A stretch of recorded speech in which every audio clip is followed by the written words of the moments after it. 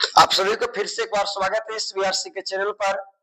आज हम लोग जो है, जैसा कि हमारे पुराने विद्यार्थी इस बात को जानते होंगे कि हम लोग करंट में इलेक्ट्रिक सर्किट तक देख लिए थे, उसमें किरचॉफ का नियम भी हमने देख लिया था। आज हम लोग जो है मैग्नेट के बारे में जानेंगे। मैग्नेट क्या है, मैग्नेट हमारे विद्युत पर कैसा प्रभाव डालता है, यानी magnetism and magnetic effect of current से संबंधित हम लोग महत्वपूर्ण सवालों का कलेक्शन को देखेंगे। और आपको पता है कि प्रति क्लास आपके 10 क्लासों का हमने रिहर्सल करवाते हैं, लेकिन वो देखने में केवल 10 होते हैं। मकसद हमें 30, मकसद हमें 40, मकसद हमें 45 बताना होता है, लेकिन फिर भी 10 लेकर आते हैं और सारी को पूरी वर्णन और पूरी व्याख्या के साथ हम लोग देखते हैं। तो चलिए बिना बातों को विलंब करते हुए हम लोग फिर आज के क्लास की ओर चलते हैं और देखते हैं आज की क्लास के पिटारा में क्या क्या कैसा कैसा सवाल धरा हुआ है, कैसा कैसा है। चलिए हम लोग आगे बढ़ते हैं। तो यदि हम लोग बात करें तो ये रहा आज का आपका पहला सवाल। पहला सवाल क्या कह रहा है कि लौह चुंबकीय पदार्थ की अपेक्षित चुंबकशीलता होती है।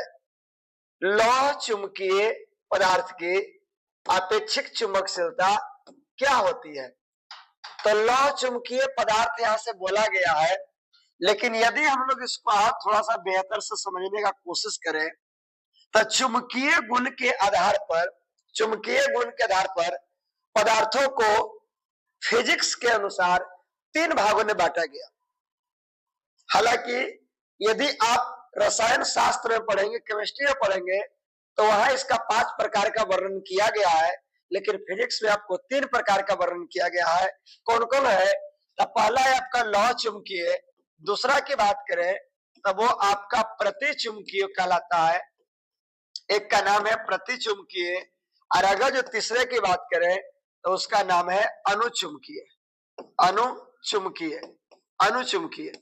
और यदि इन पदार्थों की अपेक्षित चुंबकशीलता की बात करें तो हम लोग म्यू आर द्वारा दर्शाते हैं। इसको हम लोग पढ़ते हैं म्यू आर। म्यू आर का मतलब होता है अपेक्षित चुंबकशीलता। और यदि अपेक्षित चुंबकशीलता हम लोग लौह चुंबकीय पदार्थ की बात करें तो लौह चुंबकीय पदार्थ की अपेक्षित चुंबकशीलता 1 से बहुत ज्यादा होता है, 1 से बहुत ज्यादा होता है। और यदि प्रतिचुंबकीय की बात करें तो इसकी अपेक्षित चुंबकशीलता जो होती है वह 1 से कम होता है। और यदि हम लोग अनुचुंबकीय की बात करें तो इसकी अपेक्षित चुंबकशीलता 1 से ज्यादा होता है। तो ध्यान रखना, यदि आपको अनुचुंबकीय पदार्थ बोले तो 1 से ज्यादा होगा, प्रतिचुंबकीय पदार्थ बोले तो 1 से कम होगा, और यदि आपको लौह चुंबकीय पदार्थ बोले तो 1 से बहुत ज्यादा होगा, है ना। अब यहाँ पे कहा जा रहा है कि लौह चुंबकीय पदार्थ की अपेक्षित चुंबकशीलता क्या होती है? तो 1 से बहुत ज्यादा, 1 से बहुत ज्यादा। तो ये आपका ऑप्शन डी हो जाएगा। तो बिल्कुल आपने इस बात को समझ पाया। तो एक सवाल है, आप इसको 3 को भी याद रखेंगे। हमने अभी बताया कि सवाल 1 रहेगी, लेकिन हम आपको बताएंगे 3, दिखाएंगे 10, बताएंगे 40। ठीक है, तो बिल्कुल इस तरह से आप बातों को ध्यान रखना। तो बिल्कुल जो है तीनों को बात को और भी आप ध्यान में रखेंगे। यदि हम लोग को बोला जाए तो लोहे के परमाणु चुंबकीय पदार्थ की अपेक्षित चुंबकशीलता क्या होती है? यानी कह रहा है कि एक लोहा एक धातु है, उस धातु की परमाणु की अपेक्षित चुंबकशीलता क्या होता है? तो भैया लोहा के कण वो है, अब वो चाहे तो कण रहे, परमाणु रहे, अणु रहे, जो भी रहे, वो किसके वंश का है? लोहे का। और लोहे होते हैं लौह चुंबकीय। लोहे क्या होते हैं? लौह चुंबकीय। लोहे क्या होते हैं? लौह चुंबकीय। तो उसका अणु परमाणु सब में चुंबकीय गुण पाए जाएंगे, तो चुंबकीय गुण उसके पाए जाएंगे। लेकिन पूछ रहा है कि अपेक्षित चुंबकशीलता क्या होगा? तो बिल्कुल इसमें भी आपको डी ऑप्शन होगा। ये सवाल नंबर 2 है, थोड़ा सा मिस प्रिंट हो गया है। इसमें अगर ये बात हम लोग करें तो ये सवाल नंबर 3 है, और कह रहा है कि प्रतिचुंबकीय पदार्थ की चुंबकीय प्रवृत्ति क्या होती है? तो प्रतिचुंबकीय पदार्थ की चुंबकीय प्रवृत्ति और अपेक्षित चुंबकशीलता ये दोनों अलग अलग बातें होती है। ठीक है, तो चलिए हम लोग देखते हैं। एक होता है, जैसा कि अभी मैंने बताया, कि प्रतिचुंबकीय पदार्थ होता है, और दूसरे की बात करें तो अनुचुंबकीय पदार्थ होता है, अनुचुंबकीय पदार्थ होता है, अनुचुंबकीय पदार्थ। और यदि हम लोग तीसरे की बात करें, तीसरे की, तो तीसरा होता है लौह चुंबकीय चुंबकीय पदार्थ। तो लौह चुंबकीय पदार्थ, ये 3 वर्गों में बांटा गया। और यदि चुंबकीय प्रवृत्ति की बात करें तो प्रति चुंबकीय प्रवृत्ति जो होता है, प्रति चुंबकीय पदार्थ की चुंबकीय प्रवृत्ति जो होता है वो ऋणात्मक होता है। वो क्या होता है? ऋणात्मक। वो क्या होता है? ऋणात्मक। और यदि अणु की बात करें तो धनात्मक होता है। कैसा होता है? धनात्मक। लेकिन अल्प धनात्मक होता है। कैसा होता है? अल्प धनात्मक। और यदि लौह चुंबकीय की बात करें तो इसका भी धनात्मक होता है, धनात्मक, लेकिन अधिक धनात्मक होता है। कैसा धनात्मक होता है? अधिक। यानी धनात्मक तो होता ही है लेकिन इसका मान 1 से ज्यादा होता है। इसका मान धनात्मक होता है लेकिन लगभग इससे कम होता है। और प्रति की बात करें तो इसका चुंबकीय प्रवृत्ति जो होता है वो ऋणात्मक होती है। ठीक है, चुंबकीय प्रवृत्ति ऋणात्मक होती है। तो चुंबकीय प्रवृत्ति ऋणात्मक होती है। अब यहाँ पे बात करेंगे तो चुंबकीय प्रवृत्ति कैसा होता है? किसका? प्रति चुंबकीय का। तो प्रति चुंबकीय की बात करें तो शून्य नहीं, अल्प धनात्मक, अधिक धनात्मक नहीं, इनमें से कोई नहीं, क्योंकि ऋणात्मक होता है, ऋणात्मक होता है। ठीक है। उसके बाद यदि हम लोग बात करें तो ये सवाल नंबर आपके चौथा है। और चौथे सवाल में देखें तो ध्रुवीय प्रबलता का एसआई मात्रक क्या है? बहुत इंपॉर्टेंट सवाल है ये। तो आपके एग्जामिनेशन का एकदम दुलरुआ है। मजाक मजाक में भी इस सवाल को पूछ देता है कि चुंबकीय प्रबलता का एसआई मात्रक क्या है। और यदि चुंबकीय प्रबलता की बात करें तो चुंबकीय प्रबलता का फॉर्मूला होता है धारा गुना लंबाई। सूत्र क्या होते हैं? धारा गुना लंबाई। और पूछ रहा है एसआई मात्रक, तो एसआई मात्रक किसका हो जाएगा? एम्पियर। और इसका एसआई मात्रक हो जाएगा मीटर। तो एम्पियर मीटर होगा, मतलब आपको बी होगा। बिल्कुल आपको बातें समझ में आ रही होगी। आगे हम लोग आगे बात करें, आगे तो आगे कह रहा है कि चुंबकीय क्षेत्र बी और एम चुंबकीय द्विध्रुव आघूर्ण वाले धारा पास पर बल आघूर्ण का मान क्या होगा?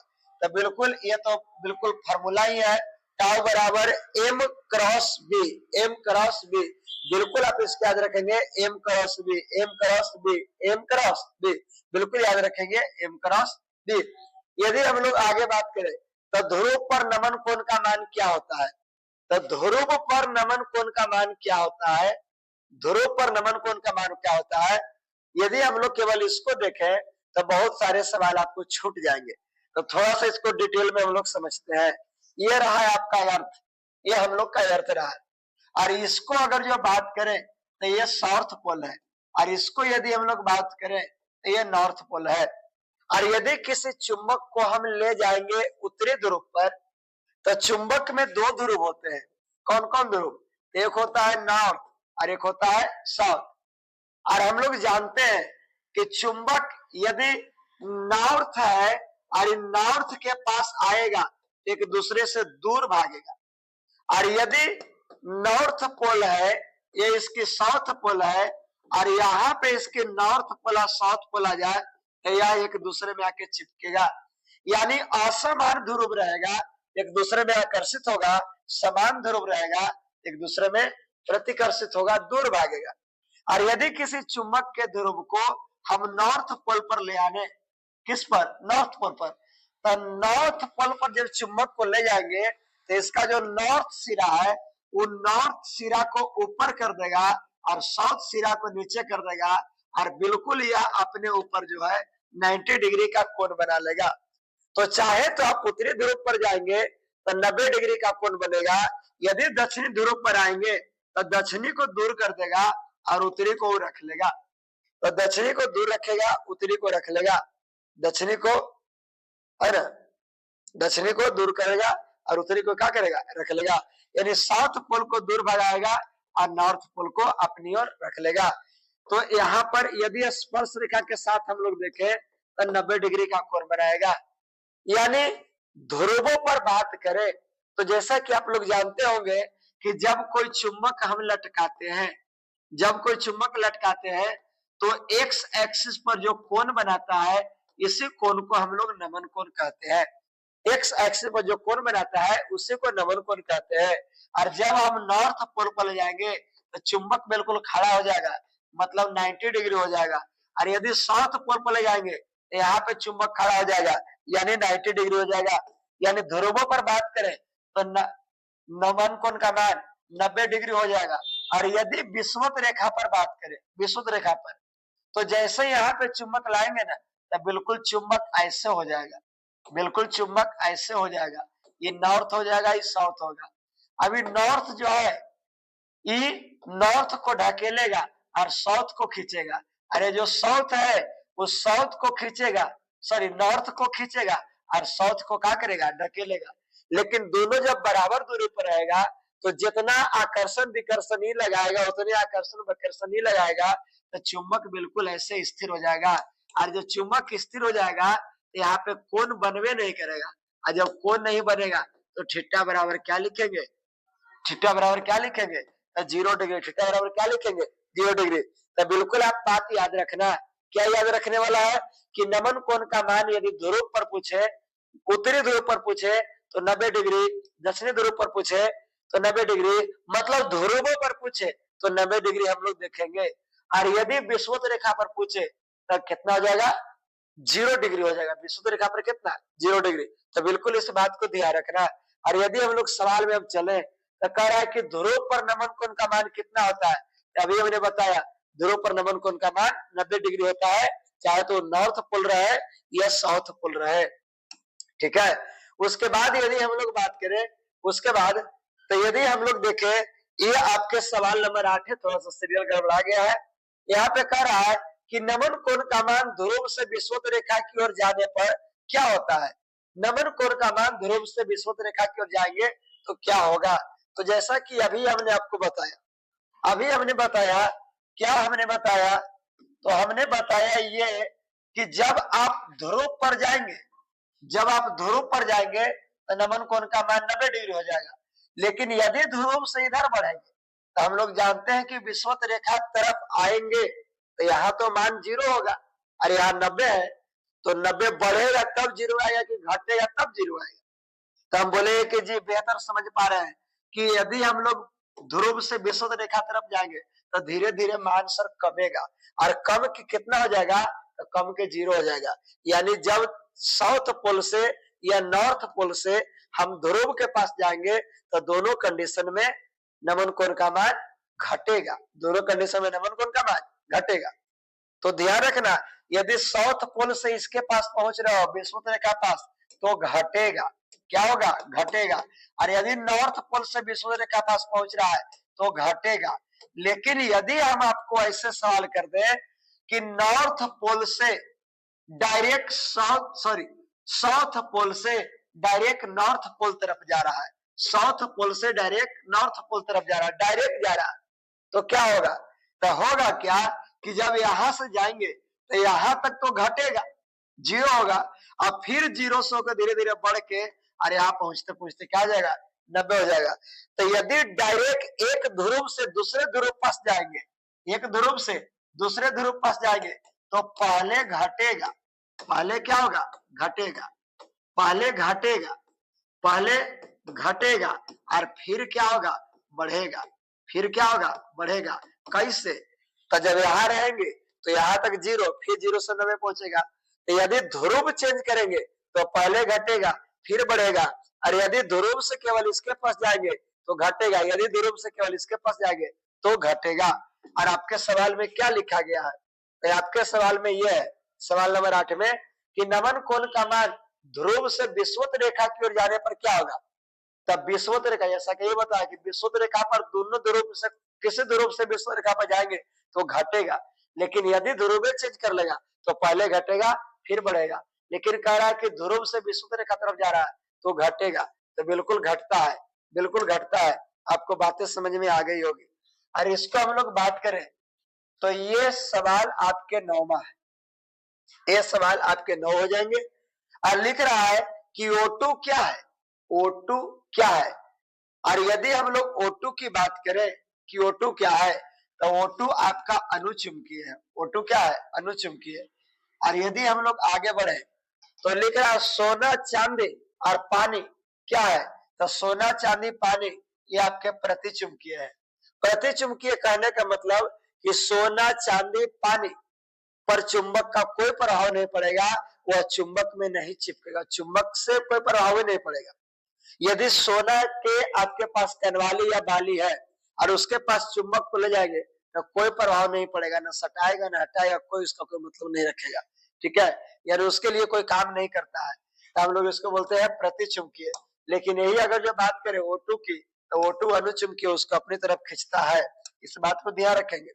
उसके बाद यदि हम लोग अगला सवाल देखें तो कह रहा है कि निकल क्या है, तो निकल क्रोमियम फेरिक, निकल क्रोमियम फेरिक ये जितने हैं ये सब लौह चुंबकीय है। तो ये क्या हो जाएगा? लौह चुंबकीय। तो बिल्कुल ये लौह चुंबकीय हो जाएगा और ये आपका 10वां सवाल हो गया। तो बिल्कुल ये 10वां सवाल हो गया और ये लौह चुंबकीय हो जाएगा। और यदि हम लोग को सोना चांदी की बात बोलता तो प्रतिचुंबकीय हो जाता, और यदि हम लोग का ऑक्सीजन बात करता तो ये अनुचुंबकीय हो जाता। बिल्कुल इस तरह से बातें आपको समझ में आ गई होगी। और यदि आपको बातें समझ में आ गई, बेहतर लगा, तो बिल्कुल एक बार लाइक करना अपना भूले और अपने यार दोस्त फ्रेंड के साथ सभी के पास शेयर कीजिए, ताकि लास्ट रिवीजन हमारे साथ होकर आप अपने एग्जामिनेशन में बेहतर से बेहतर करके आए। हमारी एक ही मोटो है। अब कहे कि जी थ्योरम नहीं दे रहे, थ्योरम हम देंगे, लेकिन अब थ्योरम के टाइम नहीं है। अब आपको जो पढ़ना था आपने पढ़ा। अब बिल्कुल एग्जामिनेशन को नजर में रखिए और सबसे ज्यादा नंबर के आपके ऑब्जेक्टिव पूछे जाते हैं। यदि ऑब्जेक्टिव पर कमांड है तो झंडा आपका फहर जाएगा। ठीक है, तो बिल्कुल ऑब्जेक्टिव को हम लोग देखेंगे और इसी तरह से फिर टाइम मिलेगा तो हम लोग A to Z बात को देखेंगे। लेकिन धीरे धीरे अभी हम लोग आगे बढ़ रहे हैं। अब अगर जो यहाँ तक बातें आपको समझ में आ गया होगा तो हमारे वैसे नए मित्र जो पहला बार जुड़े होंगे बिल्कुल चैनल को लाइक सब्सक्राइब भी करके रखेंगे। सब्सक्राइब तो जरूर कर लेंगे। इससे क्या होगा कि अगले क्लास का आने वाला आपके पास नोटिफिकेशन यानी टून से जाके बजेगा, फोन में जगा देगा कि उनका क्लास आ गया, तो एक बार देख लो, माथा फ्रेश हो जाएगा, बिल्कुल आपको यादें ताजा हो जाएगी। तो चलिए आज बार इसको हम लोग इतना ही छोड़ते हैं, है ना। सभी को DRC चैनल पर समय देने के लिए धन्यवाद।